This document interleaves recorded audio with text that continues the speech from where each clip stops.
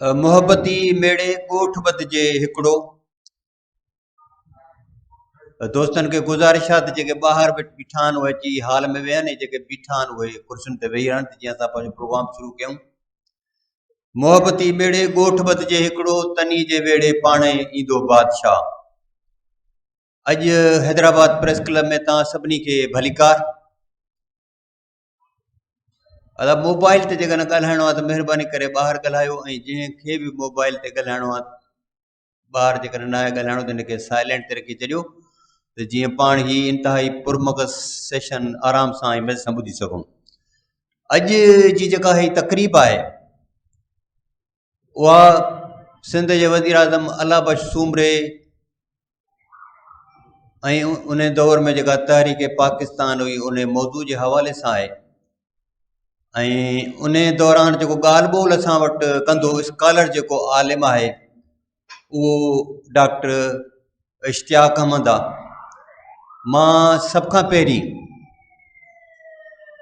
गुज़ारिश कंदुसि Pakistan federal union of journalist जे मरकज़ी अॻवान लाला रहमान समय खे तो हू अचे और डॉक्टर इश्तियाक अहमद के अजरक पेश करे। सर सिंध की सूखड़ी है, ये गिफ्ट है, जब भी कोई आता है यहाँ पे तो हम उसे ये अजरक का तोहफा जरूर पेश करते हैं।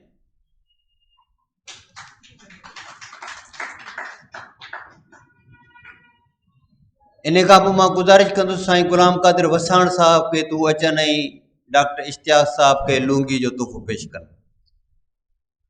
साईं गुलाम कादिर वसाण साहब।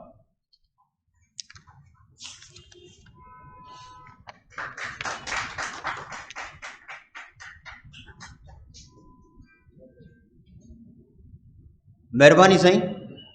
जी तक़रीब में जेका ही असां वटि हाज़िरी घटि आहे उनजो हिकिड़ो वॾो कारण इहो आहे त इतफ़ाक़ सां असांजा रोड रस्ता ब्लॉक थी विया आहिनि ऐं थी सघे थो त थोरी घड़ी में ही शिरकत कुझु सवाई बि थी वञे। त प्रोग्राम जी शुरूआत में मां Pakistan federal union of journalist जे मरकज़ी अॻवान लाला रहमान समो खे गुज़ारिश कंदुसि त उहो अचे ऐं महिमाननि खे आजियाणो पेश करे। लाला रहमान समो।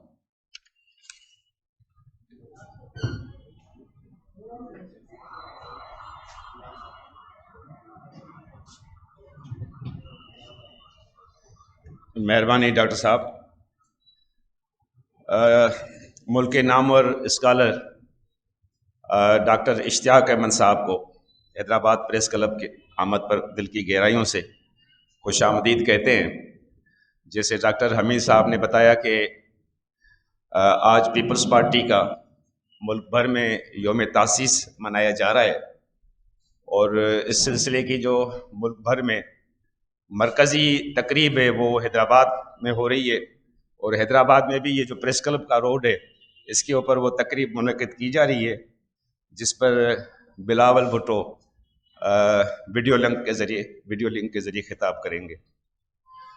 जब डॉक्टर हमीद साहब ने बताया कि इश्तियाक साहब आ रहे हैं तो और इस मौजू के ऊपर वो अपना तारीख़ी हवालों से गुफ्तगू फरमाएंगे, तो हमारे लिए ये सबसे ज़्यादा खुशी की बात हुई, क्योंकि शहीद अला बख्श सुमरो जितनी बड़ी शख्सियत थे और तहरीक पाकिस्तान के वक्त उनका जो एक किरदार था, तो पाकिस्तान बनने के बाद वो किरदार धुंध में छुप गया, तारीख की धुंध में छुप गया।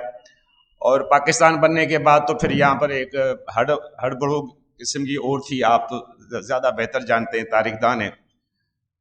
लेकिन शहीद अला बख्श सुमरो के ऊपर आपकी स्टडी, आपकी तहकीक, ये इस बात के लिए हमारे लिए बाइस फ़ख्र है कि चले देर आयत दुरुस्त आयत, लेकिन शहीद अला बख्श सुमरो के ऊपर एक प्रॉपर तहकीक होनी चाहिए, ताकि उनकी शख्सियत के जितने भी पहलू हैं, और हर इंसान में मनफी पहलू भी होते हैं, मस्बत भी होते हैं, लेकिन हम टोटलिटी में देखते हैं कि वो शख्सियत टोटलिटी में किस मिजाज की और किस उसका क्या कंट्रीब्यूशन है। तो मैं समझता हूँ कि ये हक बनता है शहीद अला बख्श सुमरो का कि सिंध के लोग ख़ास तौर पर और पाकिस्तान के लोग आम तौर पर डॉक्टर शहीद अला बख्श सुमरो के बारे में حقائق سن سکیں اور ان کی شخصیت نروار ہو سکو. ایک دفعہ پھر آپ کو دل کی گہرائیوں سے خوش آمدید.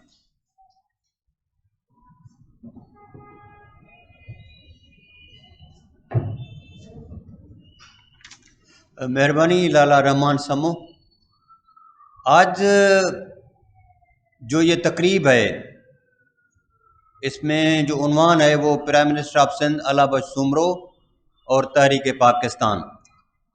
تو ذرا ان کا بھی کچھ نہ کچھ تعارف ہو جائے علامہ بخش سومرو کا. علامہ بخش سومرو شکارپور کے بنیادی طور پہ کانٹریکٹر تھے.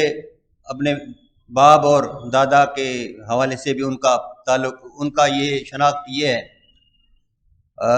Shikarpur one the city of commercial hub of Sindh. علامہ بخش سومرو 1923 میں ڈسٹرکٹ لوکل بورڈ سکھر کے ممبر منتخب ہوئے.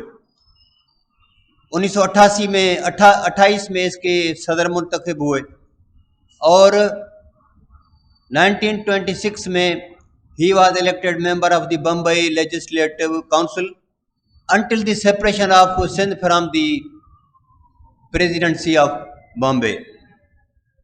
1934 میں علامہ بخش سومرو نے شاہنواز بھٹو اور سائیں جی ایم سد کا ساتھ مل کے سندھ یونائٹڈ پارٹی کی تشکیل کی.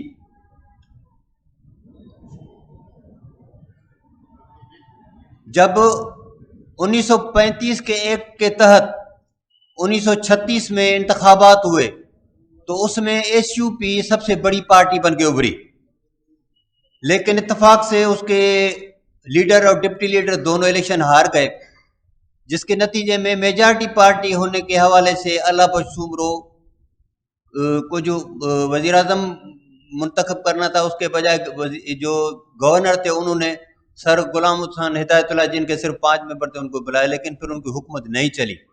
تو 1938 میں علامہ بخش سومرو سندھ کے وزیر اعظم بنے اور 2 بار وزیر اعظم بنے.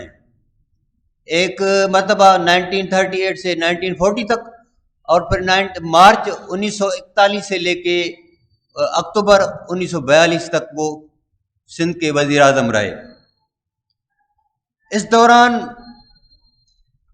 پہلے ٹینیور میں منزل گاہ کا بہت جو بڑے واقعے ہوئے، اس کے بعد دوسرے ٹینیور میں حر تحریک کے مسائل ہوئے. تو علامہ بخش سومرو کی ایک تو شناخت یہ وزیر اعظم کے حوالے سے سندھ کے بنتی ہے، لیکن اس دور کے اندر جو ہیجان برپا تھا سب کانٹیننٹ کے اندر، ہندوستان کے اندر جو برپا تھا، کمیونلزم کی سیاست زوروں پر تھی. تو 1940 میں جب لاہور میں کانفرنس ہوئی آل انڈیا مسلم لیگ کی طرف سے، تو اس کے بالکل پیرلل جو ہے علامہ بخش سومرو نے آزاد مسلم نیشنلسٹ کانفرنس بلوائی دہلی کے اندر. لاہور میں جو میرے خیال میں جو خود یہ ڈاکٹر اشتیاق صاحب نے بتایا ہے، میں نے ان کا ویلاگ سنا کہ اس میں کوئی 500 کے قریب مندوب تھے، لیکن دلی میں جو کانفرنس ہوئی علامہ بخش کے زیر صدارت اس میں 1500 مندوب شامل تھے. اور جو اوپن سیشن تھا لاہور ریزولوشن کے بعد جو لاہور میں ہوا اس میں کوئی 10-12 ہزار بندے تھے، لوگ تھے. لیکن فرسٹ ڈے پہ جو اوپن سیشن تھا دلی کانفرنس میں اس میں 50,000 سے زیادہ لوگ تھے. دوسرے دن جو اوپن سیشن ہوا اس میں 75,000 اور جو آخری دن سیشن ہوا اس میں 1 لاکھ سے زیادہ لوگ شریک تھے.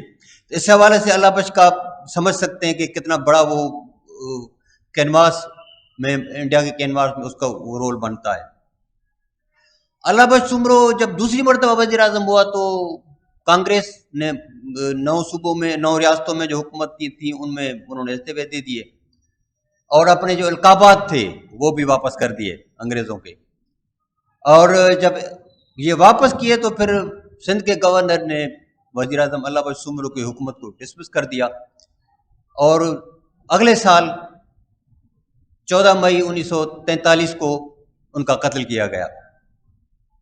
علامہ بخش سومرو کے حوالے سے میں کچھ سوالات ڈاکٹر اشتیاق صاحب کے سامنے رکھوں گا کہ اس موضوع کے سوا ان پہ بھی بات کریں، لیکن میرے خیال میں یہ بہت ضروری ہے کہ ڈاکٹر اشتیاق صاحب کو سب جانتے تو ہیں، لیکن फिर भी मैं कुछ अपनी तरफ से तारुफ पेश करवाने की जसारत करूँगा, और अगर कोई बात रह जाए तो डॉक्टर इश्तियाक साहब जब रोस्ट्रम पे आए तो मेहरबानी करके उसमें कोई इजाफा करना चाहें तो वो ज़रूर करें। डॉक्टर इश्तियाक साहब बिलोंग्स टू लाहौर। 24 फरवरी 1947 को इनका जन्म हुआ। बहुत बड़े प्रोमिनेंट स्कॉलर हैं, सब कॉन्टिनेंट के हवाले से, साउथ एशिया की हिस्ट्री के हवाले से उनका बहुत बड़ा काम है। और उन्होंने पाकिस्तान के आइन और पाकिस्तान के मुख्तलिफ जो इश्यूज़ हैं उन पे उन्होंने काम किया है। पार्टीशन पे, एथनिक आइडेंटिटीज़ पे काम किया है। He is now professor emeritus of political science and eight Stockholm university, और मेरे ख्याल में अभी ये सिंगापुर में भी कोई ऑनररी किस्म की वो विजिट भी करते हैं, वहाँ पर लेक्चर भी देते हैं। इश्तियाक साहब के जो मेजर बुक्स हैं जो मैंने भी देखी हैं, एक तो पंजाब ब्लडीड पार्टीशन एंड क्लींस, दूसरा है जना his successes failures and role in history and Pakistan, और तीसरी गैरीज एंड स्टेट। इसके सिवा भी बहुत सारी किताबें हैं। तो इश्तियाक साहब के सामने जो मैं सवाल रखूंगा इस मौजू के सिवा, वो ये है कि 2 मरतबा वज़ीर आज़म रहे वो, अल्लाह बख्श सुमरो सिंध के, और ये कुल मिला के जो है मेरे ख्याल में 3.25 साल तक का अरसा बनता है। तो उसने ये जो इक़दामात उठाए, ख़ास तौर पे ख़ास इल्काबात थे, आम और ख़ास में जो एक हदबंदी थी, कुर्सियाँ जिसको हम सिंधी में कहते हैं कुर्सी, लुंगी, ये दिए लुंगी, सर ये हमारे यहाँ तो इज़्ज़त की निशानी है, लेकिन अंग्रेज़ों के दौर में लुंगी का कोई ख़ास मकसद होता था। तो वो सारे उसने आके पहली फुर्सत में ये सारे ख़त्म कर दिए, जो खुसूसी किस्म के मराद थी एलिट को, वो सारी ख़त्म कर दी। उसके सिवा उसने कम्युनलिज्म के हवाले से एक बहुत वाज़ेह अप्रोच अपनाई। तो एज ए वज़ीर आज़म उनकी कामयाबियाँ और नाकामियाँ क्या थी? आज़ाद मुस्लिम कॉन्फ्रेंस, जिसमें कोई 7 से ज़्यादा मेरे ख्याल में मुस्लिम जमातें जो थी, वो अहरार भी थे, खाकसार भी थे, जमीयत उलमा हिंद भी थी, ये सारे लोग उसमें थे। तो ये जो उसका बना इतना बड़ा इम्पैक्ट इस कांग्रेस का, जिसमें एम एन राय जैसे जो लोग थे उन्होंने एडिटोरियल लिखे, कलकत्ता क्रॉनिकल्स में, मुख्तलिफ अखबारात में जो इसकी खबरें छपी। तो ये जो जिसका शमसुल इस्लाम मेरे ख्याल में जो जिसका आप जिक्र करते हैं, जिस तरह से उन्होंने उनको पोर्ट्रे किया है, तो उस पे उसका बहुत बड़ा सामने किरदार उभर के सामने आता है। तो एक तो ये उनकी कामयाबी और नाकामियां दौर इक़्तिदार के अंदर क्या थी। दूसरा, आज़ाद इंडियन नेशनलिस्ट कांग्रेस कॉन्फ्रेंस जो थी, उसको इम्पैक्ट को आप किस तरह से देखते हैं, और ये इम्पैक्ट उसके बाद वज़ीर आज़म अल्लाह बख्श सुमरो का डिसमिस होना और फिर कत्ल होना, ये इन चीज़ों को आप किस तरह से जोड़ते हैं और किस तरह से रखते हैं? मेरे ख्याल में सवाल आप तक पहुंच गए होंगे। एक गुजारिश आप हाजरीन से भी होगी कि सेशन के बाद हम डॉक्टर इश्तियाक साहब से सवाल जवाब भी करेंगे और खुल के कचहरी करेंगे। जब ये बात पूरी करेंगे तो हम सारे दोस्तों को ये कागज़ भी देंगे, सफ़ेद कागज़, और उसमें ये सवाल मेहरबानी करके इसमें लिख के दें, ताकि इस कचहरी को, इस बहस को बामकसद बनाया जाए।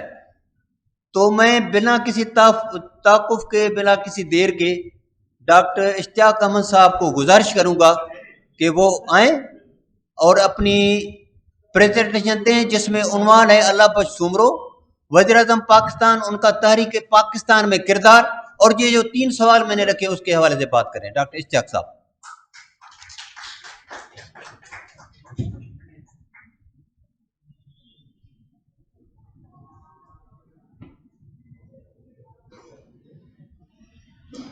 अस्सलाम वालेकुम दोस्तों। डॉक्टर हमीद साहब, लाला रहमान साहब, बाकी सारे दोस्त जो आज आए हुए हैं, निरंजन, मुझे 50 साल से हम एक दूसरे को जानते हैं, और वसन जी के साथ इतनी पुरानी मेरी दोस्ती है, بلکہ یہ جو ہے محطہ پیلس پہ جو میری کتاب میں ایڈیشن آ رہی ہے وہ ان کی مدد سے میں نے پوری ڈیٹیلز لی اور ذکر کی ہے کہ یہ ٹرانسلیشن میرے ان بھائی نے کی ہے. تو آج آپ سامنوں کے ساروں کے سامنے حاضر ہو کے مجھے بہت خوشی ہو رہی ہے کہ حیدرآباد جو ہے، سندھ جو ہے، وہ ہمیشہ سے ایک ریزسٹنس کا علاقہ رہا ہے. خاص طور پہ 1843 کے بعد تو یہ بات اسٹیبلش ہو گئی کہ جتنی بھی عوامی تحریکیں اٹھیں اس علاقے میں، اس میں ایک تو نارتھ ویسٹ فرنٹیئر میں خدائی خدمتگار تھے، اور یہاں پہ حر تحریک اٹھی، اور پھر خلافت موومنٹ میں بھی یہاں پہ لوگوں نے حصہ لیا. عبید اللہ سندھی بھی یہاں سے ایک انقلابی اسلامی اسکالر بھی ہوئے. تو اللہ بخش سمرو کی طرف میرا رجحان جو ہے وہ دراصل ڈاکٹر شمس الاسلام کی جو کتاب ہے مسلمز اگینسٹ دا پارٹیشن، وہاں سے شروع ہوا. تو آج جو بھی میں کہنا چاہتا ہوں اس میں شمس الاسلام کا جو میرے پہ کرم ہے اس کو میں اس کے ذکر سے میں شروع کرنا چاہتا ہوں. جو ان کی ڈیٹیلز ہیں اللہ بخش سمرو کی، تو وہ تو آپ نے بتا ہی دی ہیں، اور آپ کو میری طرف سے سننے کا کوئی خاص اس میں ایڈیشن میں نہیں کر سکتا. تھوڑا سا فرق میرے آج یہاں حاضر ہونے کا اور شاید آپ کی ایکسپیکٹیشنز میں یہ ہے کہ شہید اللہ بخش سمرو کے متعلق میں نے ریسرچ جو ہے سسٹمیٹک شروع کر دی ہے. دراصل ایسے نہیں ہے، بلکہ ابھی انیشل پیریڈ میں کلیکٹ کر رہا ہوں ڈیٹا، اور میں نے پرومس کیا ہے کہ اسٹاک ہوم واپس جا کے تو ایک کتاب جو میں لکھوں گا اور وہ پرائیورٹی ہوگی وہ اللہ بخش سمرو اور ان کی جو سیاست، ان کی کنٹریبیوشن جو ہے اس کے اوپر ہوگی. تو شاید آپ کی جو ایکسپیکٹیشنز تھیں کہ میں ویل انفارمڈ ہوں وہ ابھی ایسے نہیں ہے. لیکن اگر ہمیں انہیں ہندوستان کی آزادی کے مطابق ان کے رول کو سمجھنے کی کوشش کریں تو ظاہر ہے ایک ٹرائنگل کے طور پہ ہمیں سیاست کو ہندوستان میں دیکھنا چاہیے. برٹش امپیریلزم اور 1943 تک ان کا بالکل کوئی ارادہ نہیں تھا کہ ہندوستان کو وہ آزاد کر دیں. 1943 میں جب Lord Wavell second last viceroy کے طور پہ آئے تو outgoing viceroy Lord Linlithgow نے کہا کہ we will have to bear the responsibility for India for the next 30 years. تو اگلے 30 سال کے لیے ان کا خیال تھا کہ ہندوستان کو ہم ہی مینیج کریں گے. لیکن پھر جو ہوا وہ ہم جانتے ہیں. سیکنڈ ورلڈ وار ختم ہوئی. برطانیہ کی جو ارادے تھے وہ ایک تو امریکن پریشر تھا، دوسری اس کی کیپیسٹی انڈیا کو مینیج کرنے کی، ہولڈ کرنے کی ختم ہو گئی تھی. نازی بامبنگ نے ان کی وہ انڈسٹری جو ہے ڈسٹروائے کر دی. لنڈن کا ستیہ ناش ہو گیا. فوڈ ریشننگ ہوتی تھی اور برے حال تھے. ان حالات میں انہوں نے ہندوستان کو آزاد کیا، لیکن جاتے جاتے اس کے 2 ٹکڑے کیے. یہ بیک گراؤنڈ کے اندر ہم اگر دیکھیں کہ کون سے وہ لوگ تھے جو اس تقسیم کو نہ صرف بر صغیر کی ایک کلچرل ہسٹوریکل یونٹی کے خلاف ایک دھچکا سمجھتے تھے، ایک بہت بڑی ٹریجڈی سمجھتے تھے، بلکہ ان کے مطابق جن بنیادوں پہ یہ اسٹیٹ کلیم کی گئی تھی وہ اسلام کی اور مسلمانوں کی خدمت نہیں تھی، بلکہ جیسا اللہ بخش سمرو نے جب جناح صاحب سے ایک بریف ملاقات ہوئی تو جناح صاحب نے کہا you join the Muslim league. اور ان کا پوائنٹ آف ویو یہ تھا کہ دیکھیں آپ جس طریقے سے پارٹیشن کی، ہندوستان کی تقسیم کی بات کر رہے ہیں، تو یہ تو جو اسلام کی دعوت ہے یونیورسل، اس کو آپ روک رہے ہیں اور مسلمانوں کے ٹکڑے ہو جائیں گے. تو یہ پھر جناح صاحب کا جو اسٹیٹمنٹ ہے کہ those who are opposing the Muslims are renegades to Islam, کہ اگر آپ مسلم لیگ کے اندر نہیں آتے تو آپ اسلام اور مسلمانوں کے دشمن ہیں. تو ان حالات میں اللہ بخش سمرو ہوں سندھ کے اندر، Khan Abdul Ghaffar Khan north west frontier میں، ادھر سے ہم دیکھتے ہیں ابو الکلام آزاد تھے، جمعیت علماء ہند، جن لوگوں کا اسلامک کریڈینشلز مانے جاتے تھے کہ وہ جینوئن ہیں، ان میں سے بہت لوگ اس تقسیم کے خلاف تھے. اور اللہ بخش سمرو جو ہیں، ان کی جو 2 پریمیئر شپس ہیں، پہلی اور دوسری، پہلی کے اندر میرے خیال سے سب سے بڑا کرائسس تو یہ جو ہے مسجد مندر والا جو کانفلکٹ ہے. اور he was then the chief minister. ان کی فائنڈنگز جو ریسرچ انہوں نے کروائی کہ یہ مسجد نہیں بلکہ ایک سرائے ہوتی تھی، جس کے اوپر پھر بہت شور مچا. And then you know much better than me کہ کیا ہوا. کچھ آج سے 6 مہینے پہلے پیر علی محمد راشدی کی ایک کتاب ہے سندھی میں، جس کا اردو میں اسپوکن ترجمہ مل جاتا ہے. وہاں پہ علی محمد راشدی کلیم کرتے ہیں کہ سکھر میں جب یہ فساد ہوئے تو ہم نے اتنے ہندو مارے کہ صرف 90 ہندو جو ہیں وہ شہر میں بچے. یہ جب میں نے سنا اور یہاں لوگوں سے پوچھا تو کسی نے اس کی تصدیق نہیں کی کہ دونوں طرف سے قتل عام ہوا تھا. لیکن خیر یہ وہ زمانہ تھا جب اللہ بخش سمرو کی حکومت کو کارنر کرنے کے لیے استعمال کیا گیا.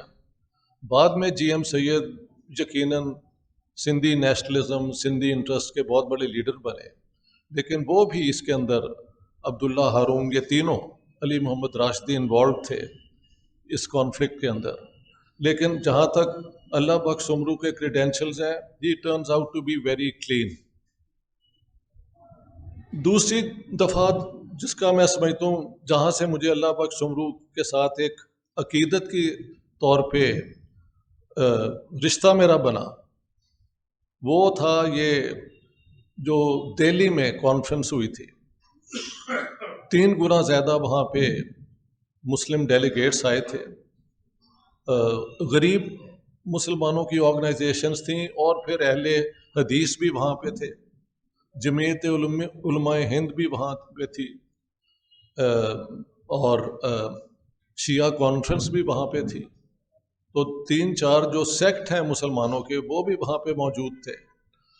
پرابلم یہ تھا کہ انگریزوں نے کانگریس کی ایک ایمرجنگ پاور کو کنفرنٹ کرنے کے لیے مسلم لیگ اور مسلم لیڈرز کو 1909 کے بعد انکریج کرنا شروع کر دیا. شملہ ڈیپوٹیشن، سیپریٹ الیکٹریٹس، ویٹیج، اور وہاں سے یہ جو ٹرائنگل بنتا ہے اس کے اندر کانگریس جو ہے وہ آزادی چاہ رہی ہے ہندوستان کے لیے، انگریز جو ہیں ان کا آزادی دینے کا کوئی ارادہ نہیں ہے.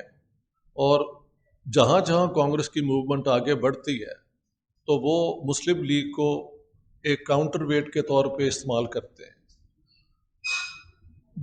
میری جو کتاب ہے the Punjab bloody partitioned and کلینزڈ، جب اس پہ میں ریسرچ کر رہا تھا کہ پنجاب میں 47 میں جو یہ کمیونل رائٹس ہوئے اور اتنا قتل عام ہوا، تو مجھے پنجاب کے مختلف پاکستانی پنجاب کے شہروں میں، قصبوں میں جانا پڑا، اور to my very great surprise پتہ لگا کہ ہر شہر کے اندر نیشنلسٹ مسلمان ہوتے تھے، یا وہ کانگریس کے ممبر تھے، آفس ہولڈرز تھے، یا وہ مجلس احرار میں تھے، یا خاکسار تھے. تو ایسی بات نہیں ہے کہ مسلم لیگ ہی واحد یہاں پہ مسلمانوں کی جماعت تھی. فرق یہ تھا کہ 1945 کے الیکشن تک، بلکہ جب تک ہندوستان اور پاکستان آزاد نہیں ہوئے تو ووٹنگ رائٹ جو ہیں وہ صرف ایک لمیٹڈ پاپولیشن کے پاس تھے، 10 سے 11%. اور یہ جو ہوئی تھی اپنا دہلی میں کانفرنس، جہاں پہ 3 گنا زیادہ لوگ تھے، بلکہ اسلام کے ایک بہت بڑے اسکالر، کینیڈین اسکالر جو ایف سی کالج میں پڑھاتے بھی رہے، کانٹویل اسمتھ، ولفریڈ کانٹویل اسمتھ، انہوں نے کہا ہے کہ مسلم لیگ کا جو اجلاس لاہور میں ہوا تھا وہ نہیں، بلکہ یہاں پہ دہلی میں جو اصلاح ہوا ہے یہ مسلم جو عوام ہیں ہندوستان کے وہ صحیح ریپرزینٹیو ہے. اور تو اور اس زمانے کا جو پرو انگلش اخبار تھا اسٹیٹسمین، اس نے بھی اس کی تصدیق کی. فرق کیا تھا کہ رائٹ ٹو ووٹ ان کے پاس نہیں تھا جو یہاں پہ ڈیلیگیشن میں آئے ہوئے تھے. یہ لوگ غریب تھے، یہ کوالیفائی نہیں تھے کرتے جو 2 کنڈیشنز انگریزوں نے لگائی تھیں. اور وہاں پہ اللہ بخش شمرو کی جو تقریر ہے وہ میں سمجھتا ہوں ہندوستان کی آزادی کے لیے مل جل کے ہندو، مسلمان، سکھ اس ملک کو آزاد کریں. It should be rated as one of the finest.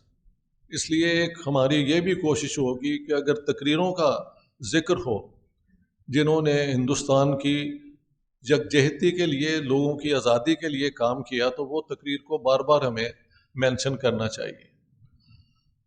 سو دوستو، اللہ بخش شمرو کے متعلق اب میں نے یہ مٹیریل اکٹھا کرنے کی کوشش کی ہے، اور شاید آپ لوگوں کی مدد سے مزید مجھے مٹیریل ملے. میں یہ سوچ رہا تھا کہ یہاں پہ میری اپنی ریسرچ کے متعلق بات ہوگی، لیکن تھوڑا سا میں ذکر ان کے متعلق بھی کروں گا، کیونکہ honestly I am not deeply informed. I am here to seek material to write a book on Allah Bakhsh Soomro. ان کا قتل کیسے ہوا اس پہ آپ لوگ مجھ سے بہتر جانتے ہیں، آج تک ایک مسٹری ہے. اور ان کا ایک اور بڑا جو ذکر ہو چکا ہے کہ کوئٹ انڈیا موومنٹ جب ہوئی تو انہوں نے اپنا وہ جتنے بھی ٹائٹلز تھے، خان بہادر اور یہ اور وہ، انہوں نے واپس کر دیے. تو here is a man son of the soil of Sindh, جن کا میرے خیال سے جہاں تک ہندوستان کی فریڈم موومنٹ ہے انڈیوائڈڈ، اس میں اگر بڑے نام لیے جائیں مسلمانوں کی طرف سے تو اللہ بخش شمرو کا بھی اسی سر فہرست کے ناموں میں آنا چاہیے، جہاں پہ خان عبد الغفار خان ہیں اور اس قسم کے لوگ ہیں. تو اس کے علاوہ میں نے کیا کیا ریسرچ کی ہے پاکستان پہ، پنجاب پہ، جناح صاحب پہ، اگر آپ اس پہ مجھ سے سوال کریں تو شاید میں آپ کے کیوروسٹیز کو بہتر طریقے سے ڈیل کر سکوں. I am here as a seeker about Shaheed Allah Bakhsh Soomro rather than a scholar with a definitive thesis اور اوپینین. تو یہ فرق ہے میری آج کی جو موجودگی ہے اس کے متعلق. ایک اور بات ہے، صبح سے ہم ٹریول کر رہے ہیں اور میں ڈائبیٹک ہوں، تو لنچ کے بعد مجھے غنودگی بھی ہو جاتی ہے. تو ذرا خیال رکھیں، آپ سوال کرتے جائیں، جیسے جیسے آپ کے سوال ہوں گے میں اتنا جاگنا شروع کر دوں گا، ٹھیک ہے؟ So I am here to respond to you. ہاں جی.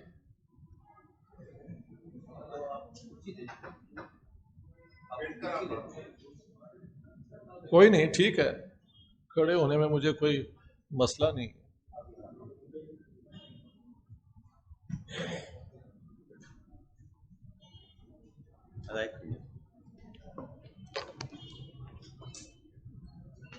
سوال بنو تاکہ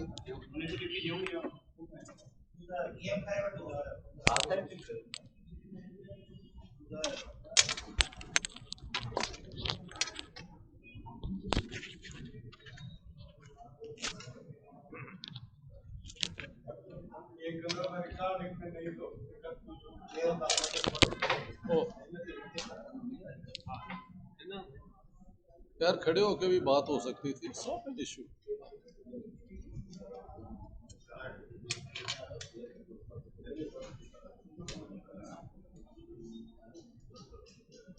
हे मथे कराएं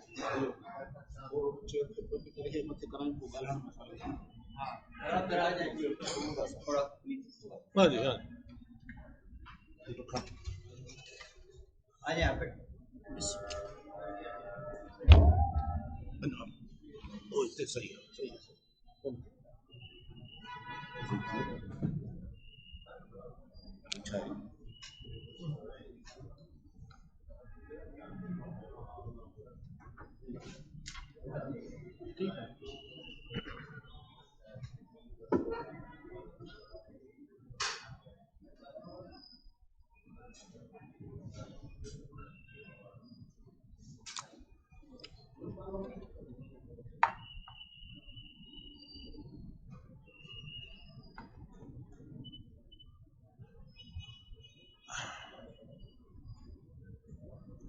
मेरी 3 किताबें हैं जिस पे पाकिस्तान में बहुत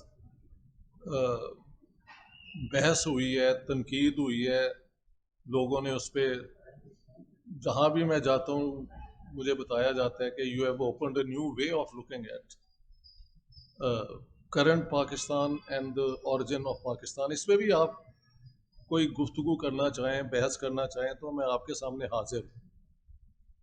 हाँ जी.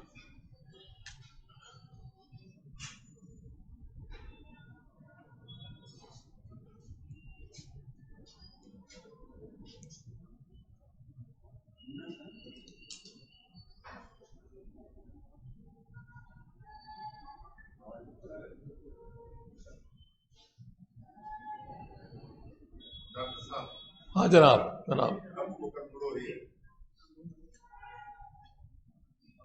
आपने ये फरमाया कि पार्टीशन प्लान जो थे वो आप 1943 जो है वो रिलीज होके जाने के बाद ये पार्लियामेंट, लेकिन जो मुसलसल हम देखते हैं बंगाल की जो है वो मुख्तलिफ काट तोड़ पार्टीशन करते रहे हैं, और उसके अलावा सिंध में भी इस तरह की डेवलपमेंट होती रही है, पंजाब में भी इस तरह की डेवलपमेंट होती रही है, पार्टीज बनाई जाती रही है, हुकूमत बनाई गई, और भी मुख्तलिफ देवबंद को भी जो एक्टिवेट किया गया.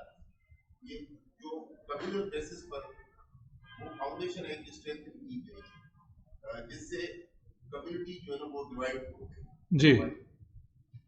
सोसाइटी की इस डिवीजन से बहुत सारी बातें सजेस्ट करती हैं कि इनका प्लान ये बहुत पुराना था जी. बल्कि even by the end of the 19th century 1890s में भी जो है ना वो इस तरह की डेवलपमेंट देखी गई. ठीक है, ठीक है, इस पर आप ये बड़ा अच्छा सवाल है. मैंने इसीलिए शुरू में कहा था कि ये जितनी पॉलिसीज बनाई गई उसकी बेसिक अजम्पशन ये थी कि we are here for another 1000 years.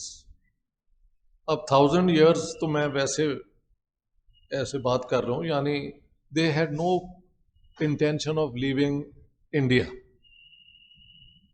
और साथ साथ जो उन्होंने सिस्टम एडमिनिस्ट्रेशन का बताया उसमें उन्होंने रिप्रेजेंटेशन का आइडिया लाए जो यहाँ पे पहले इस तरह नहीं था, और एक हद तक राइट टू वोट भी दिया गया. 2% से शुरू करके आखिर तक वो 10-11% तक लाए. तो डेमोक्रेटिक इनिशिएशन भी यहाँ पे एक तरह की हुई. लेकिन ये कैलकुलेशन अल्टीमेटली ये थी कि this will perpetuate British rule. सो ये सारी पॉलिसी जो है divide and rule with in a democratic framework जो बरतानिया लेके आया. बाकी जो दुनिया में ये कॉलोनियल पावर्स आई उन्होंने ब्रूट फोर्स से ही अक्सर रूल किया, लेकिन बरतानिया का अंदाज यही था. और उन्होंने जो पॉलिसीज बनाई कि जहाँ जहाँ अंग्रेज़ों की हुकूमत को एक आर्म्ड तरीके से चैलेंज किया गया तो उसमें फिर पूरी स्टेट की जो उन्होंने ऑर्गेनाइज की हुई थी ताकत उसको उसके खिलाफ इस्तेमाल किया गया, राइट की तरफ भी और लेफ्ट पे. बंगाल में जो भद्रलोक की मूवमेंट थी पार्टीशन ऑफ बंगाल के बाद, वहाँ पे टेररिज्म हुई, और तो और जो वाइसरॉय थे उसके कैरेज में वो बॉम्ब भी फेंका गया। हाँ जी, कई उन्होंने इंग्लिशमैन जो हैं वो मार भी दिए थे। तो इसी तरह लेफ्ट विंग में कम्युनिस्ट यहाँ पे आए सोवियत यूनियन के बाद बनने के बाद, और यहाँ पे उन्होंने वही कम्युनिस्ट पैगाम लोगों में जो कानपुर इधर उधर किया, उनको भी बहुत बुरी तरह क्रश किया गया with the might of the state. ठीक है, भगत सिंह के साथ जो उन्होंने किया, गदर party, Jallianwala Bagh.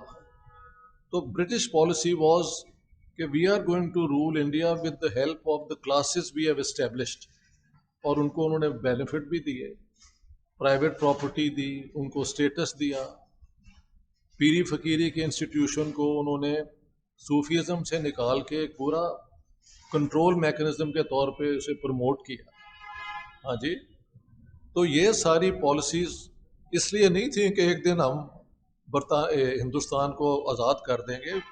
India was the jewel in the crown.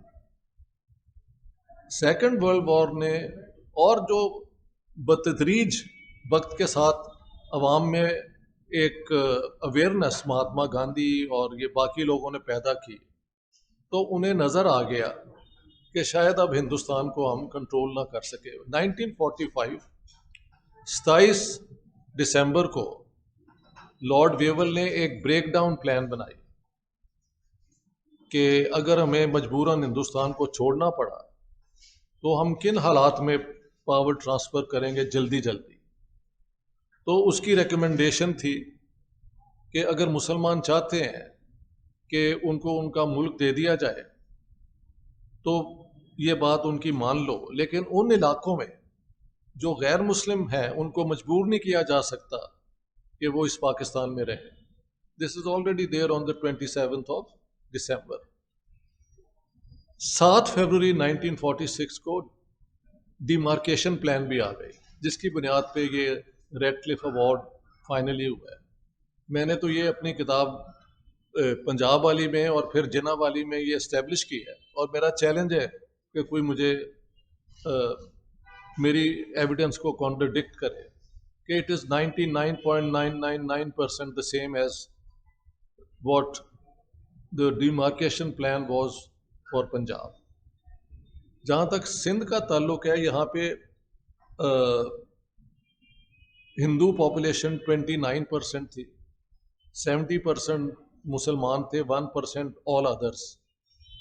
लेकिन हिंदू कहीं ख़ास एरिया में एक मेजॉरिटी स्वायत्त थर पार करके नहीं थे कॉन्सेंट्रेटेड, लिहाजा सिंध की पार्टीशन की बात उस ज़माने में नहीं हुई।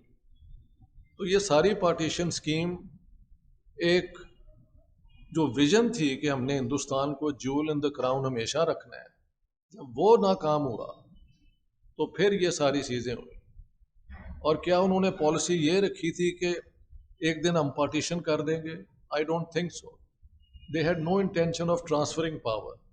लेकिन जब करनी पड़ी मजबूरन, तो वहाँ पे मैंने जो एविडेंस दिया है, मसलन मई के 7 तारीख को पहले mount baton meets Jawaharlal Nehru and says के देखो, जिन्ना ने इरादा शो किया है कि हम पाकिस्तान ज्वाइन करेंगे, कॉमनवेल्थ ज्वाइन करेंगे। अगर पाकिस्तान कॉमनवेल्थ का मेंबर बन जाता है और हिंदुस्तान मेंबर नहीं बनता, तो अगर पाकिस्तान और इंडिया की जंग हुई तो we will be treaty bound to support Pakistan against India.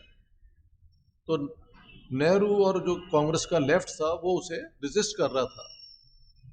Patel और राइट विंग पहले से तैयार था कि हम कॉमनवेल्थ में आए। तो ये रेजिस्टेंस लेफ्ट कांग्रेस का अभी उन पे कायम था।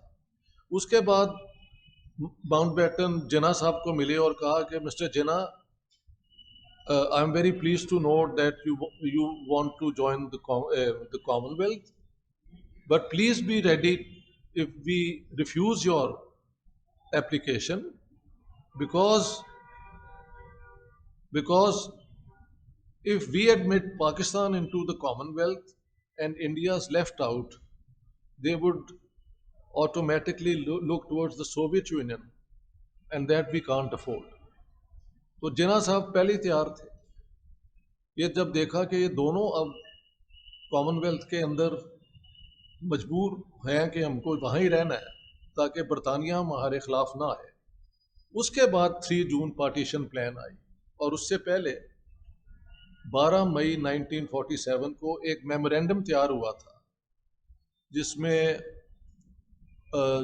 جو 3 ہیڈز ہیں of army, navy and air force, British, field marshal Montgomery, lord, اس میمورینڈم میں لکھا ہے کہ Mr Jinnah has showed an interest in joining the Commonwealth, whereas Hindustan may decide to remain independent and sovereign. In case that happens, we should demand from Pakistan access to Karachi port facilities, Pakistan airfields, and Muslim manpower. So that's as late as 12th May 1947 that they finally decide if we have to transfer power, we will do it in a divided India. لہٰذا یہ جو ہے نا آپ کہہ رہے ہیں کہ بڑی پرانی کنسپریسی ہے, شروع سے یہ بی سی ان کی پلانز ہوتی ہیں, اس کا ذکر 1926 میں بھی آتا ہے, لیکن یہ ان کی پرائمری موٹیو نہیں تھا. Primary motive was to hold on to India for as long as they could. جب وہ ممکن نہیں ہو سکا تو پھر should they leave India to the Congress and Nehru جو کہ اینٹی امپیریلسٹ تھے, یہ ہے وہ ہے, اور have it divided and create Pakistan.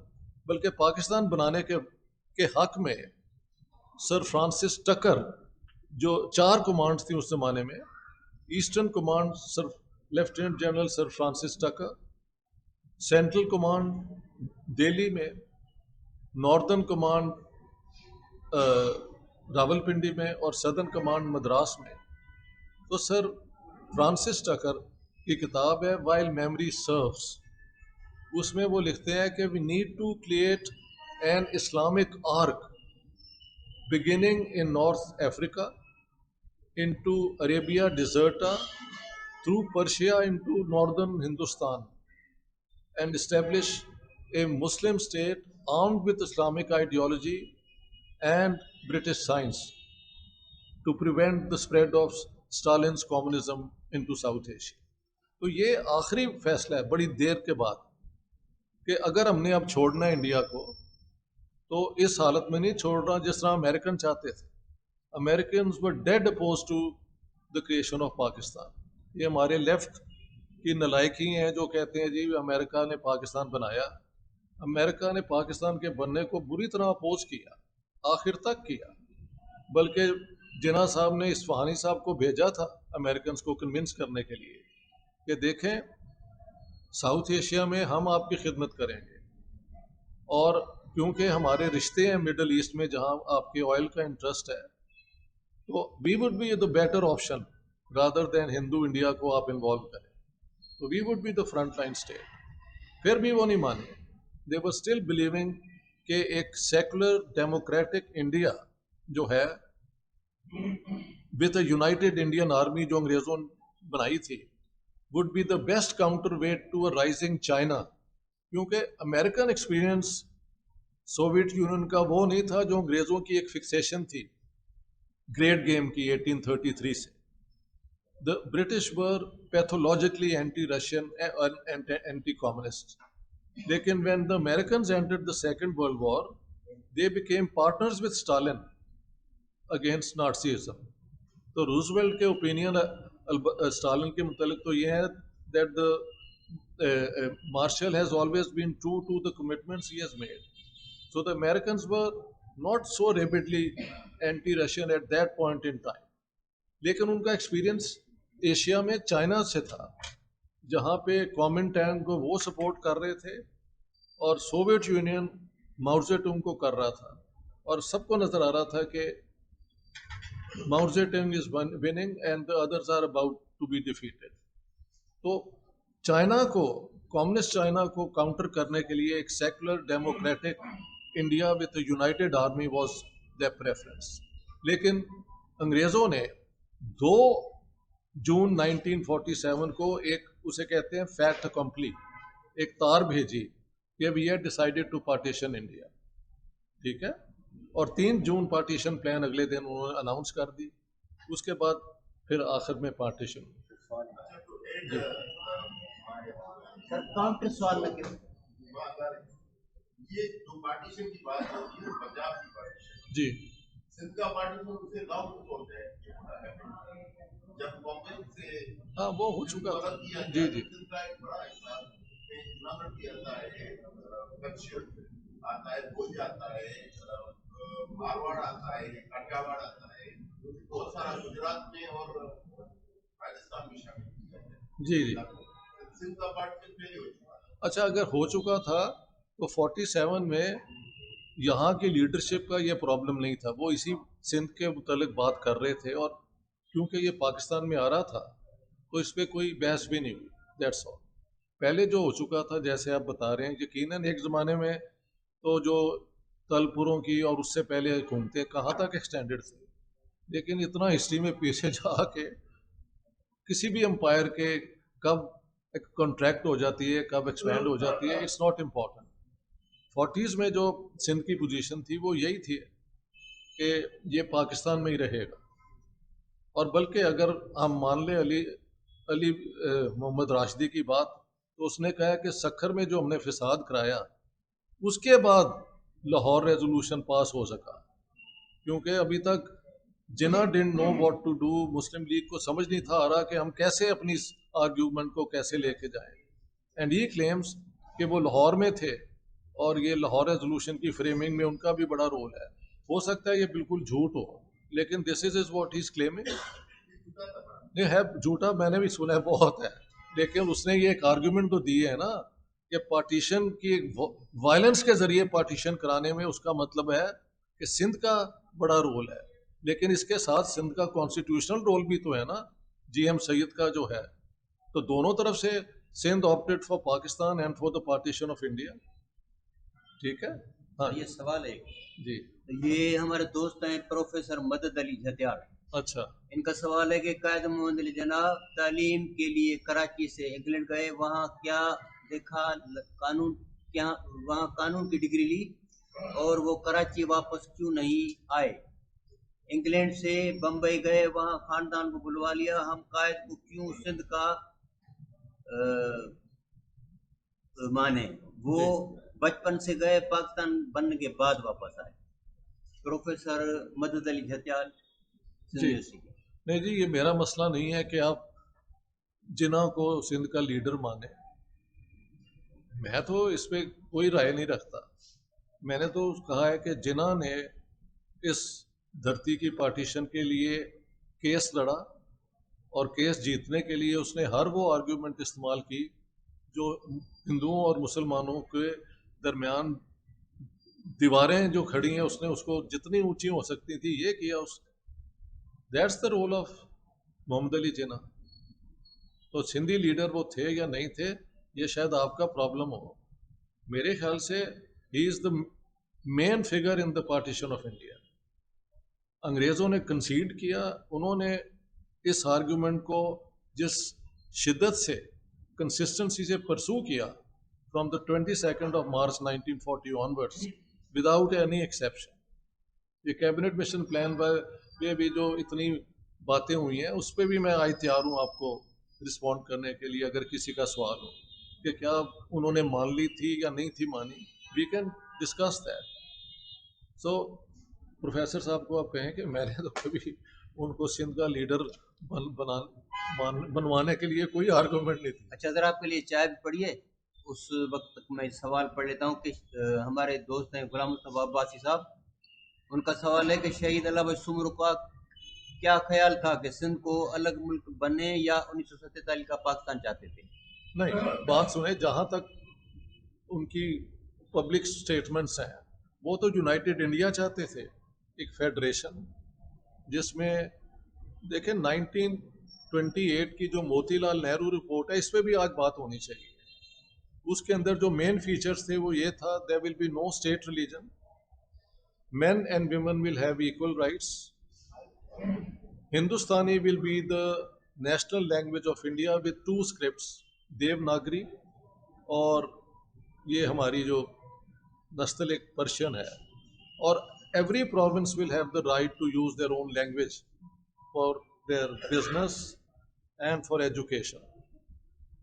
और इंडिया की फेडरेशन में जो उन्होंने 39 आइटम्स सेंटर को दिए और 67 आइटम्स उन्होंने प्रोविंसेस को दिए, तो बहुत फेयर वो थी। और 1929 में दिल्ली में एक ऑल मुस्लिम टेबल थोड़ा गया ना, माइक थोड़ा, थैंक यू सर, माइक थोड़ी। 1929 में दिल्ली में ऑल मुस्लिम पार्टीज की एक मुस्लिम लीग की पार्टी 3 फैक्शन थे, एक शफी ग्रुप था, एक जिना ग्रुप था, और एक वो जो खिलाफतस कहा जाता था।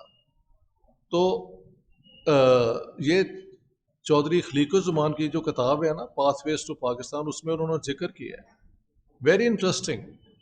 और तो और राजा साहब महमूदाबाद भी मान गए थे कि ये एक बड़ी फेयर फार्मूला है हिंदुस्तान में हर एक किस्म के लोगों के हकूक़ के लिए।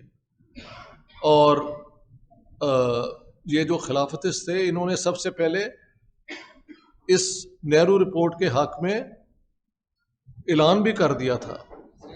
इसके बाद गुंडे आए वहाँ पे और एक एक पकड़ के उन्होंने जितने भी ये थे ना नेहरू रिपोर्ट के हक में लोग, उनको पकड़ पकड़ से वहाँ से बाहर निकाला। एंड देन जिना साहब केम एंड सेड कि हम इसको रिजेक्ट करते हैं। तो मेरे ख्याल से और अल्लाह बख्श टुमरू जो हैं वो तो 43 में चले जाते हैं। He was not in to the independence of anything but A United India for all communities. हो सकता है कि अगर वो जिंदा रहते और बाद में लगता कि पार्टीशन हो रही है तो वो सिंध की आज़ादी की भी बात कर सकते थे, but that we can only presume कि करते या ना करते। जहाँ तक उनकी ज़िंदगी में बातें हुई, चॉइसेस हुई, तो 1940 का जो उनका तकरीर है, जो मैं एक क्लासिक समझता हूँ हिंदुस्तान की यूनिटी के लिए, वो तो एक यूनाइटेड इंडिया के लिए ही है। हिंदू मुसलमान हम सब मिलके इस मुल्क के मालिक भी हैं और इसमें हमारी ड्यूटीज़ भी हैं, ये उनकी तकरीर है।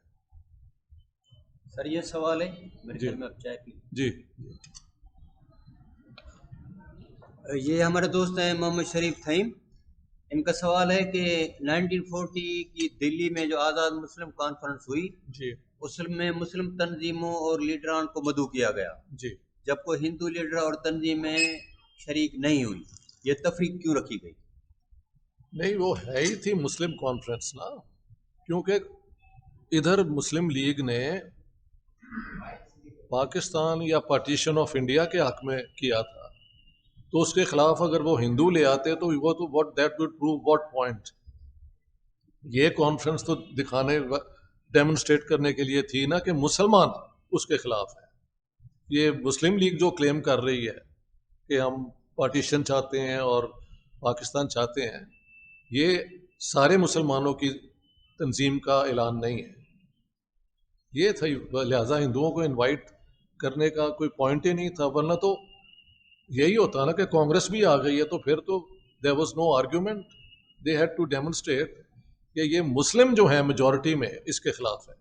लेकिन इन गरीब लोगों के पास राइट टू वोट तो था नहीं।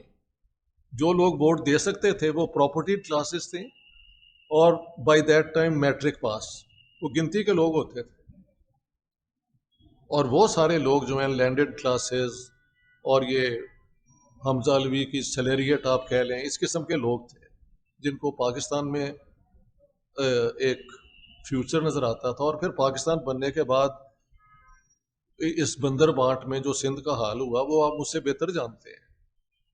ठीक है सर ये एक और सवाल है, जी हमारे दोस्त हैं प्रोफेसर अजीज सुमरो, जी। ये तो एक मुसलम हकीकत है कि पार्टीशन तो अंग्रेज का प्लान था, क्या माइग्रेशन भी ब्रिटिश प्लान था? میں نے کہا ہے کہ یہ کوئی پلان نمبر 1 نہیں تھا. کوئی great power, Imperial power, informed government کبھی ایک پلان نہیں بناتی. ABC ہوتی ہے. ان کی چوائس نمبر 1 تھی we are not going to give up India.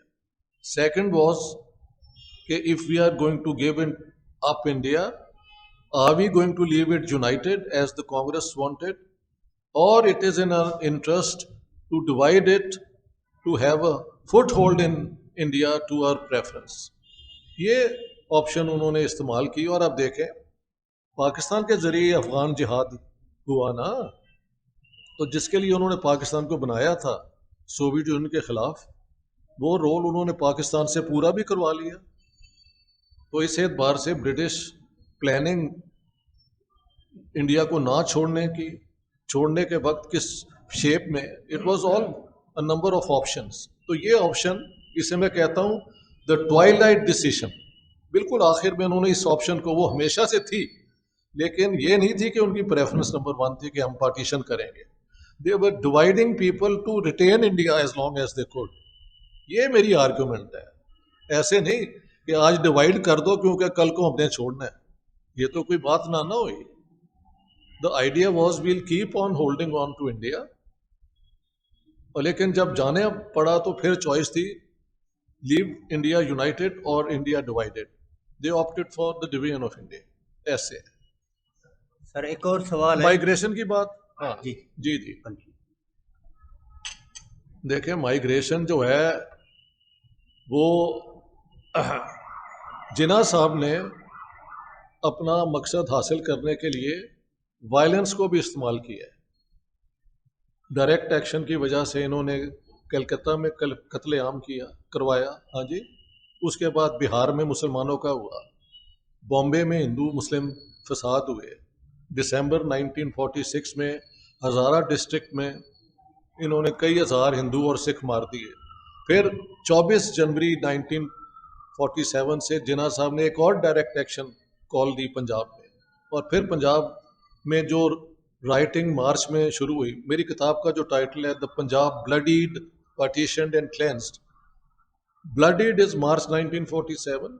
Partitioned is when Mountbatten comes and declares the 3 June partition plan. And cleansed is جب power transfer کر دی جاتی ہے ایسٹ پنجاب اور ویسٹ پنجاب کی حکومتوں کو. اس کے بعد دونوں طرف سے اسٹیٹ کی مائٹ، پولیس، گنڈے استعمال کیے گئے کہ ان وانٹیڈ مائنورٹیز کو یہاں سے بھگا دیا جائے اور اگر وہ نہیں جاتے تو انہیں مارا جائے. تو ہماری طرف پنجاب میں 3 لاکھ ہندو اور سکھ مارے گئے. ایسٹ پنجاب میں جہاں پہ 6 ملین مسلمان تھے، وہ ادھر 5.5 ملین ہندو اور سکھ تھے. ویسٹ پنجاب جو بنا بعد میں، وہاں 6 ملین مسلمانوں کو پھر 2 جولائی کے بعد وہاں پہ بھی رائٹس شروع ہو گئے اور آخر میں 500,000 مسلمان وہاں پہ مارے گئے. شروع مسلمانوں نے کیا، مسلم لیگ نے کروایا. ادھر پھر سکھوں کی پٹیالہ آرمی اور یہ جو فوجیں بھی انوالو ہو گئی، اس لیے زیادہ مسلمان مارے گئے. تو مائیگریشن جو ہے اس پارٹیشن کا ایک انیویٹیبل فیچر ہو گیا تھا جب سے وائلنس جناح صاحب نے کروائی ہے. بلکہ ابھی ایک کتاب کراچی سے چھپی ہے سید خاور مہدی کی، جو اسکندر مرزا کے گرینڈ سن ہے. اسکندر مرزا کی پہلی بیوی سے جو ان کی بیٹی ہے، ان کے وہ بیٹے ہیں. انہوں نے ولی خان نے یہ پہلے ایویڈنس دیا تھا فیکٹس آر فیکٹس میں، but he had no reference, تو میں نے تب اس کا ذکر نہیں کیا. اب خاور مہدی نے کہا ہے کہ فیبروری 1947 میں جناح صاحب نے میرے نانا کو بلایا.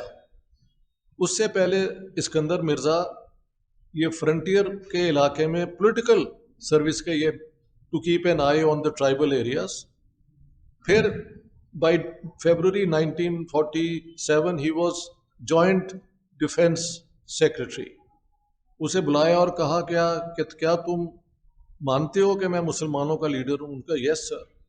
وہ کہتے ہیں مجھے لگتا ہے پاکستان نہیں بنے گا، یہ کانگریس والے ریزسٹ کر رہے ہیں اور انگریز بھی اپنی اوپینین نہیں بنا سکتے. تو ہمیں ہندوؤں پہ حملے کروانے ہیں فرنٹیئر کے اندر. تو اسکندر مرزا کہتا ہے میں تو گھبرا گیا. میں نے کہا سر میرے تو بڑے اچھے تعلقات ہیں ان سے. تو اس نے کہا کہ یو وانٹ پاکستان اور ناٹ؟ ان کا یس سر. کہتے ہیں go there and foment riots on Hindus in the frontier region.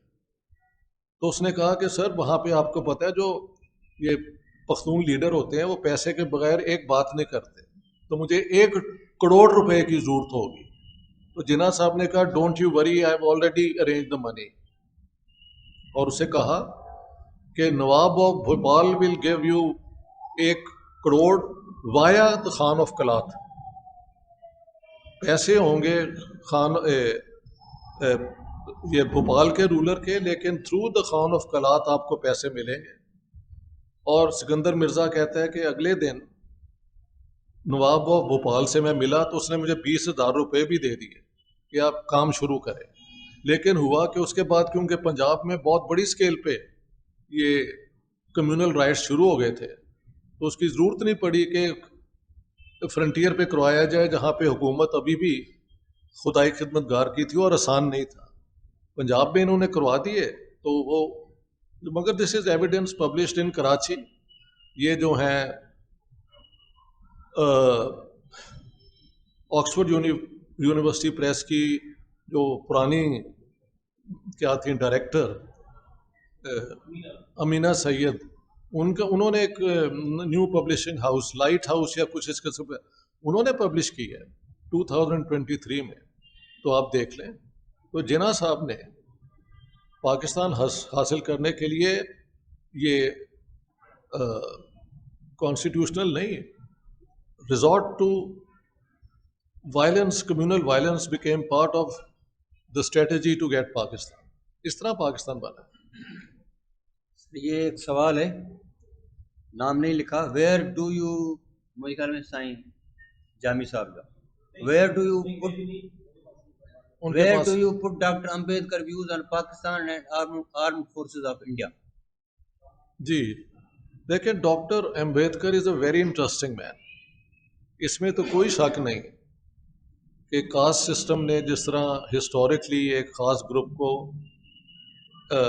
Total اس کی ڈی ہیومنائزیشن کی ہے, تو امبیڈکر کے اندر جو دکھ تھا کہ اگر انڈیا یونائٹ ہوتا ہے, آزاد ہوتا ہے, تو یہ کاسٹ ہندو جو ہیں وہ ہمارے ساتھ برا سلوک کریں گے. پونا پیکٹ تو ہو گیا ہوا تھا, but still he strongly harboured such opinion. تو ہوتا کیا ہے کہ 1946 میں جب کیبنٹ مشن پلان ڈیلیگیشن آتا ہے تو ڈاکٹر امبیڈکر ملتے ہیں. تو یہ ڈیلیگیشن کے 3 جو منسٹر تھے وہ کہتے ہیں doctor Ambedkar, we are leaving India and we can't take care of you anymore. Our suggestion is that you connect with the left wing of the Congress party. یہ انہوں نے کہا. اس کے بعد جو الیکشن میں امبیڈکر لاسٹ دا الیکشن, ان کا الیکشن ہار گئے تھے, اور پھر جوگندر ناتھ منڈل نے جو شاید 12 سال سے یا کھلنا سے وہ جیتے تھے بنگال سے, انہوں نے اپنی پوزیشن ان کو دے دی ڈاکٹر امبیڈکر. اچھا, یہ میں نے بیک گراؤنڈ اس لیے دی ہے کہ ڈاکٹر امبیڈکر کو بھی اس کانٹیکسٹ میں آپ سمجھیں گے تو ان کی کتاب جو ہے وہ for me it's sort of a mystery. وہ بار بار کہہ رہے ہیں کہ پاکستان بن جائے تو اچھا ہے, مسلمان کبھی کسی غیر اسلامی ریاست کے لیے لائل نہیں ہو سکتا. اور یہ بھی فگرز دیے کہ یہ جو آرمی ہے یہ مسلمانوں کی اس میں بہت اوور ریپرزنٹیشن ہے, اس علاقے میں بھی ہے, لہٰذا گیٹ ریڈ آف دس. اگر آپ انڈیا کو یہ اسلام کے جبر سے بچانا چاہتے ہیں. فار سم ریزن 1945 میں انہوں نے 2 چیپٹر ایڈ کر دیے وداؤٹ ایڈیٹنگ دا بک. اس میں انہوں نے کہا کہ نہیں, پاکستان بنانے کی کوئی ضرورت نہیں ہے, کیونکہ دونوں طرف مسلم میجورٹی پروونسز میں تو مسلمانوں کی حکومت پہلے سے ہی ہے. So how do you interpret Ambedkar depends on if you just read the first edition or you add the 2 chapters. اور یہ بھی میں نے کئی دفعہ آرگیو اپنی کتاب میں کی ہے کہ امبیڈکر کو یہ خیال نہیں آیا کہ اگر سارے مسلمانوں کو یا مسلمانوں کو نکال دیا جائے انڈیا میں تو اپر کاسٹ ہندوؤں کی تو میجورٹی بہت زیادہ ہو جاتی ہے جو ان کو اوپریس کرے گی. ایسے کیوں نہیں سوچا انہوں نے؟ اگر مسلمان رہیں اور یونائٹڈ انڈیا ہو تو یہ 3 گروپس جو ہیں وہ ایک دوسرے کو بیلنس کر سکتے ہیں. بلکہ جنوری 1940 میں مسٹر پیریار جو یہ دراوڑ لوگوں کے ساؤتھ انڈیا کے ریپرزینٹیو تھے، ڈاکٹر امبیڈکر، یہ جناح صاحب کے گھر ان کی ملاقاتیں ہوئی 3-4 دن. اور وہ اگر آپ جائیں نا گوگل پہ تو وہ فوٹو بھی آپ کو مل جائے گی تینوں کی. اور ساری دنیا یعنی ہندوستان کے اندر امید تھی کہ یہ تینوں مل کے ساؤتھ انڈین دراوڑ، دلت اور مسلمان ایک کانگریس کی ٹکر کی پارٹی بنائیں گے، جس میں اگر یہ تینوں ایک ہو جائیں تو ہندو میجورٹی دین بیکم 0، اتنے یہ ہو جاتے ہیں. تو 3-4 دن کے بعد وہ فیل ہو گئی. اور پیریار نے پھر جو بیان دیا ہے کہ جنہوں نے ہمیں کہا کہ تم یوں کرو، ساؤتھ میں جاؤ اور کہو کہ ہمیں ڈراوڈستان دو اور میں تمہیں سپورٹ کروں گا. اور ڈاکٹر امبیڈکر کو کہا تم لوگ جو چاہتے ہو نا اپنے وی ول سپورٹ یو. ایک پارٹی بنانے کے وہ حق میں نہیں تھے. جس کے اوپر امبیڈکر نے پھر جو کہا ہے لیٹ می کوٹ، وہ کہتے ہیں اسی کتاب میں، the brotherhood of Islam is not the brotherhood of man but of believers. کہ ہمیں جو انہوں نے نہیں ہاتھ ہمارے ساتھ ملایا کیونکہ ہم مسلمان نہیں ہیں. تو امبیڈکر اسلام سے بھی اتنا ہی ڈرتے تھے جتنا وہ ہندو مت جو ہے کلاسک اس سے ڈرتے تھے. پرابلم کیا تھا امبیڈکر کا؟ unlike Muslims who were concentrated and could claim کہ یہ ہم میجورٹی ہیں، دلت ہر جگہ پہ تھے مگر ہر جگہ پہ ایک اسمال مائنورٹی تھے. سو یو couldn't claim کہ مہاراشٹرا میں دے دو، وہاں پہ بھی وہ 15% ہوں گے، پنجاب میں بھی اتنے تھے. تو ان کی ٹریجڈی یہ تھی کہ they were nowhere in a majority to claim کہ یہ بنے گا اپنا دلت کا ملک. وہ بن نہیں تھا سکتا. مسلمانوں کو یہ چوائس ہو گئی کیونکہ نارتھ ایسٹ اور نارتھ ویسٹ میں کچھ علاقوں میں یہ میجورٹی میں تھے اور وہاں ہی پاکستان بنا. تو ڈاکٹر امبیڈکر کے یہ پرابلم تھے، دلت کے بھی پرابلم تھے. اینڈ لیٹ می سے کانگریس پہ آپ جو مرضی الزام لگائے، پونا پیکٹ بنا، اس کے بعد انہوں نے اس کے کانسٹیٹیوشنل کوریج دی. اور آج وہاں پہ ایک دلت لٹراٹی ہے، ایکڈیمکس ہیں جو صبح شام ہندوازم کے خلاف بات کرتے ہیں اور کھل کے کرتے ہیں. تو اب تاریخی طور پہ جو ظلم ہے وہ تو ہمیں سمجھ آتا ہے، لیکن جب 1947 میں انڈیا کی کانسٹیٹیوشن بنائی تو برہمن اور دلت کو ایک ووٹ دے دیا نا، تو ہندو تھیولوجی تو 0 ہو گئی. اگر ہندو تھیولوجی کے اوپر جائیں تو برہمن کو آپ چاہے 1000 ووٹ دے دیں، دلت کو تو ووٹ ہی نہیں دینا چاہیے. تو انہوں نے with in a democratic process in کو انکلوڈ کیا. اور 4 دفعہ میڈم مایاوتی جو دلت ہیں وہ یو پی کی چیف منسٹر رہی ہیں، اور یو پی کی پاپولیشن اتنی ہے جتنی پاکستان کی ہے. تو with in that frame work وہ کامیاب بھی ہوا ایک طرح. اور دلت وہاں پہ اب ایک اپنی آواز رکھتے ہیں، ایک اپنی شناخت رکھتے ہیں، and they are proud of being Dalits. اس میں مہاتما گاندھی کا بھی بڑا پازیٹیو رول ہے جو امبیڈکر نے کبھی نہیں مانا. But it is Gandhi who proposed to Nehru کہ ان ڈرافٹنگ کمیٹنگ کے چیئرمین آپ انہیں بنائیں ڈاکٹر امبیڈکر کو. تو نہرو نے کہا Bapu he has opposed Congress throughout his life. تو گاندھی نے کہا Jawaharlal are we making a constitution for the Congress party اور for India? So then Nehru didn't say anything and he became the. اور سب جانتے ہیں کہ انڈین کانسٹیٹیوشن پہ امبیڈکر کا اپنا ایک اسٹیمپ ہے. ادھر جوگندر ناتھ مدل سے کیا ہوا؟ لا منسٹر بنا دیا. ایک مجھے بتائیں اس بیچارے نے بل پیش کیا ہو؟ He couldn't introduce any bill. اور جب 7 مارچ 1949 کا آبجیکٹو ریزولوشن پیش ہوا تو سب کی تقریریں ہیں, لا منسٹر کی نہیں ہے. So the poor man was only used as a decoration piece. He was never given any substantive powers. وہاں پہ تو انہوں نے رسک لیا اور کانسٹیٹیوشن کے چیئرمین بنایا. ٹھیک ہے, امبیدکر جتنا اس کو لبرل بنانا چاہتے تھے شاید نہیں بنا سکے, لیکن جو بھی بنا سکے وہ آپ کے سامنے ہے. اچھا سر, ایک اور سوال ہے. جی. ہمارے دوست ہیں نور بالادی. جی. علامہ سمرو 2 دفعہ 4 سال تک وزیر اعظم رہے, اس کی کامیابیاں اور ناکامیاں کیا رہیں اور سب سے بڑا چیلنج کیا تھا؟ دوسرا سوال ہے کہ علامہ سمرو کی موت کا سبب کیا تھا؟ جیسے میں نے پہلے ہی آپ کو بتایا ہے کہ اس پہ ایک کتاب کے لیے میں مٹیریل ڈیٹا کلیکٹ کر رہا ہوں, اور انیشیل فائنڈنگز جو ہیں وہ تقریباً وہی ہیں میرے پاس جو آپ نے بیان کر دی ہیں. سوائے کہ کیونکہ میرے پاس ایک کمپیریٹیو پرسپیکٹو ہے سارے ہندوستان کا, تو میں اللہ بخش سمرو کو ایک ویژنری آدمی سمجھتا ہوں, کیونکہ میں خود لوگوں کو مذہب کی بنیاد پہ ڈیوائڈ کرنے کے خلاف ہوں. جب میں یہاں آ رہا تھا تو میں نے کہا یار حیدرآباد میں کوئی ایسی بات ہے جو میں کروں جس سے میرا رشتہ کسی اور طریقے سے بھی نکلے. اسی طرح آج سے 2 یا 3 سال پہلے میں حیدرآباد دکن میں تھا.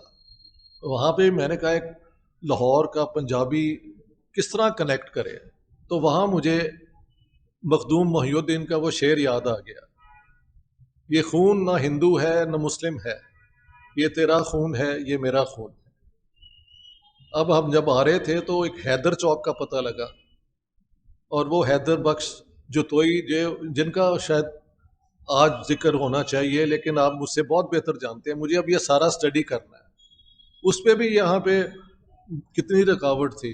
ہاں جی. تو آج جب میں آپ کے سامنے پیش ہوا ہوں تو who is my hero from my, it is Allah Bakhsh Soomro. I think he was the most enlightened Sindhi of his generation, اور ان کا جو پولیٹیکل کریئر ہے, ان کی جو فیلیئرز ہیں سکسیسز ہیں, ان کو ہم اتنے ہی جانتے ہیں جتنے سر آپ جانتے ہیں. اس پہ مزید I want to do work, اور جب تک میں وہ کر نہ لوں میں کوئی ڈیفینیٹو بات نہیں کر سکتا. ٹھیک ہے سر, یہ آخری سوال ہے. ہاں, لالا لجپت رائے کے, لالا لجپت رائے حیدرآباد کے تو نہیں تھے. یہاں پہ روڈ نام ان کے نام. ہاں روڈ ہوگا, رہتے رہے ہوں گے, لیکن وہ پنجاب سے تھے, پنجابی تھے, موگا سے تھے, موگا, لیکن بڑے ہوئے تھے لاہور میں. ہاں جی.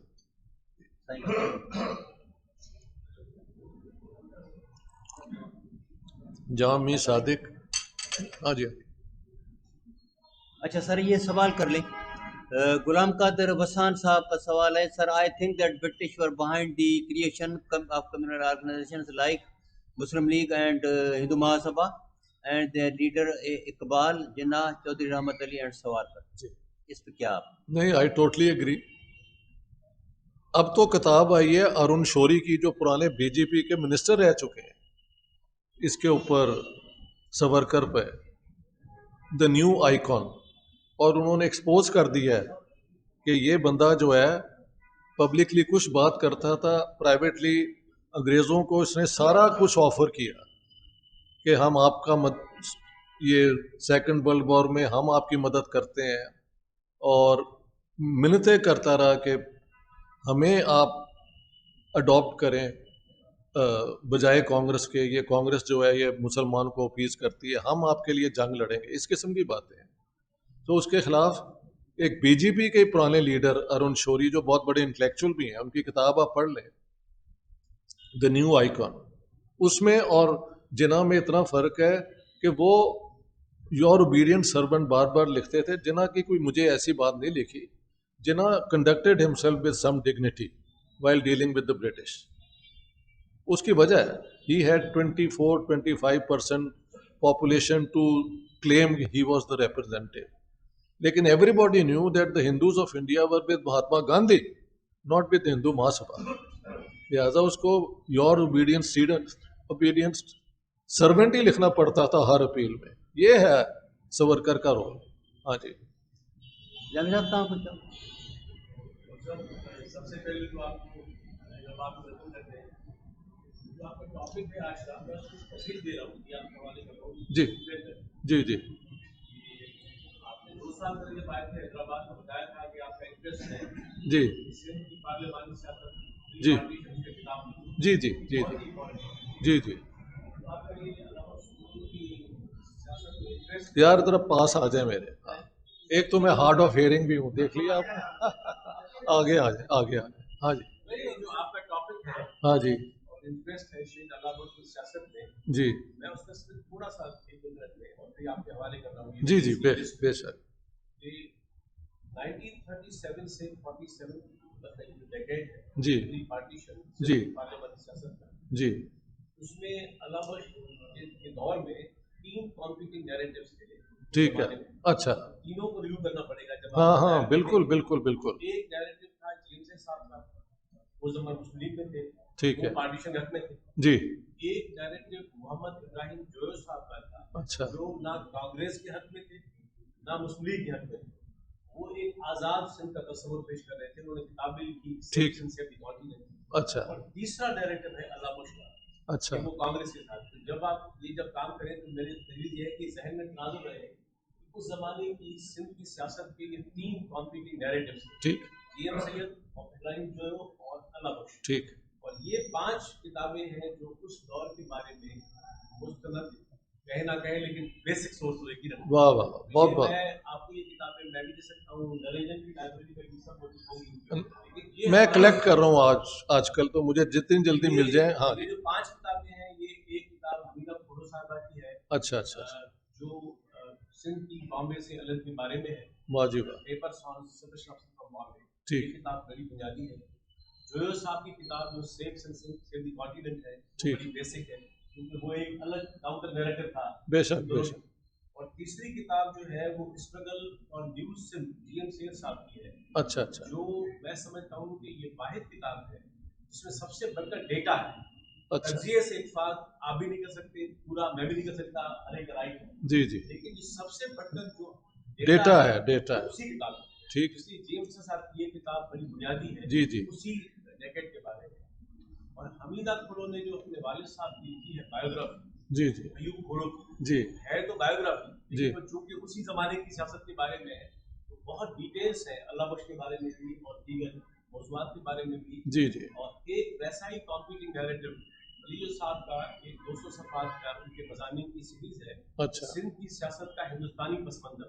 हाँ तो ये मैं दे रहा हूँ कि ये जब आप काम शुरू करें इस पर तो ये बेशक। 5 किताबें भी इसमें जरूर एब्सोल्युटली आई प्रॉमिस ये सब होंगी। सिर्फ सुनैब पलेजो साहब जो हैं बहुत बड़े सिंध के लीडर और बहुत उनका काम है, लेकिन वो कई नेक नीति में आयशा जलाल के थीसिस को मानते थे। जब तक मेरी किताब नहीं आई और मैंने ये एविडेंस नहीं दिया, लिहाजा वो ही नहीं, हमारे यहाँ लाहौर में कॉमरेड लाल खान है डॉक्टर, वो भी जिना को उसी लाइट में देखते हैं जिस आयशा जलाल ने दिखाई। तो मैं इनको ब्लेम नहीं करता, क्योंकि जिस तरह आप अगर किताब लिखेंगे तो अगर मेरी आपके मुतालिक अंडरस्टैंडिंग है कि आप यहाँ के स्कॉलर हैं, तो I will not go around calling कि ये सच है या नहीं। आई विल से कि इन्होंने उतनी मेहनत की है, सो आई एक्सेप्ट इट। रिसर्च होती है ऐसे। लिहाजा उन्होंने अगर आयशा जलाल पे रिलाई किया है तो इसलिए कि उन्होंने खुद ये रिसर्च नहीं की, उन्होंने कहा एक स्कॉलर ने कह दिया है तो ये दुरुस्त ही होगा। आई हैड मेरी जिना पे किताब लिखने की वजह सुन लें। 2 नैरेटिव हैं जिना के मुतालिक। एक बात करके ना इसको कंक्लूड करते हैं। हाँ स्टैनली वॉलपोर्ट के leaders have changed history. Jinnah not only change history but also geography and founded a nation. एक तो ये कह रहा है, और आयशा जलाल कह रही है कि जिना from 1939 was looking for a power sharing deal.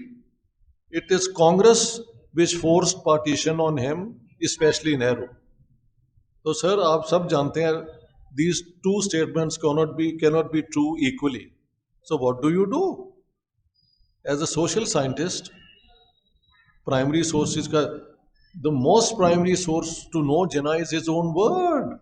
تو پھر میں نے ان کی تقریریں جو ہے نا ڈیٹیل سے کتاب میں دی ہیں اور پھر ایویڈنس ایک اور نکلتا ہے. بہت بہت شکریہ آپ کا, بہت بہت مہربانی.